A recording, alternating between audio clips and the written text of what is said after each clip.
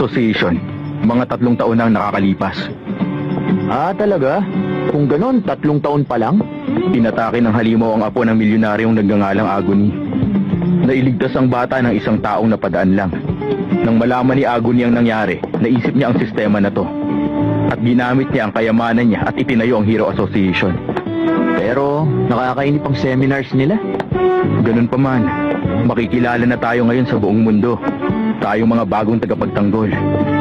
Kaya ngayon, taas noo tayong makakapagtrabaho. Master. Ha? Isa na akong ganap na tagasunod niyo ngayon. Ha? Ituloy mo sana ang paggabay sa akin bilang tagapagturo. Oo. Sige, Master. Magandang gabi. Oo, magandang gabi. Pambihira. Dapat pala hindi ako nagpadalos-dalos sa pagsabing kukuha ko ng tagasunod. Lalo na sa lalaking to. Yung 2 baguhan ngayon, talaga ba nakapasa sila sa pagsusulit? Ang sama ng ugali nila. Nakakainis. Isa akong Class A at rank 38, pero hindi man lang nila ako kilala. Higit sa lahat, hindi nila alam kung paano tumatakbo ang mundo. Mga baguhang walang alam. Matatapos kaagad ang mga ngayon. Hindi. Ha? Nakakuha ng perfect score si Geno sa written at physical exams. Isa siyang pambihirang rookie para makakuha kagad ng Class S ranking. At yung isa naman, si Saitama, terrible ang nakuwang score sa essay. Pero perfect score siya sa physical test. Yun ang dahilan kung paano niya naipasa ang lahat. Kaya lang, bawat activity sa physical exam, sinira niya ng hindi kapanipaniwalang agwat ang mga test record ng Hero Association. Para bang may isang Diyos na namamahay sa katawan niya. Snake, sa kasulukuyan, nalampasan na ni Genos ang posisyon mo. At si Saitama, hindi magtatagal mapapantayan ka na niya.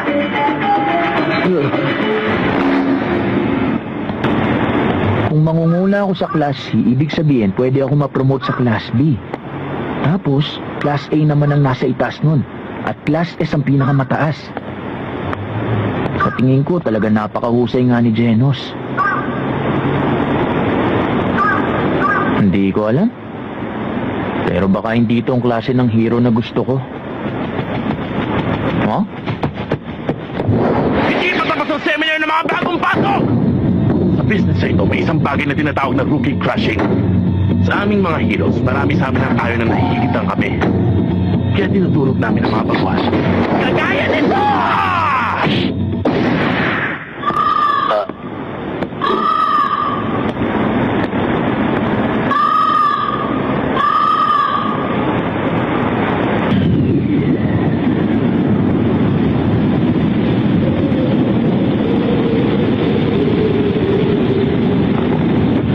Hero Registry?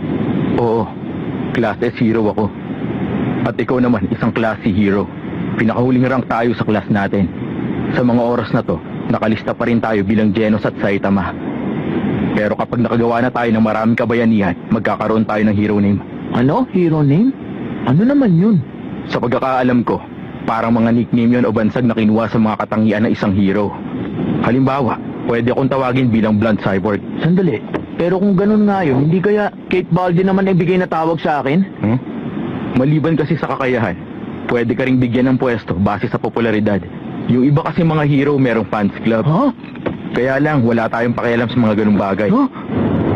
Maalala ko, nagpapasalamat pala ako sa pagpayag mo, sa kahilingan ko. Oo nga.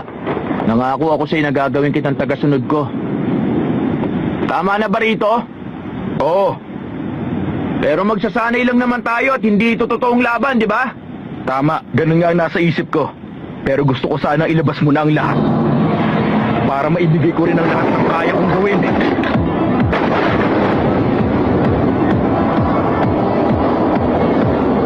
Pakiusap, gawin mo yun.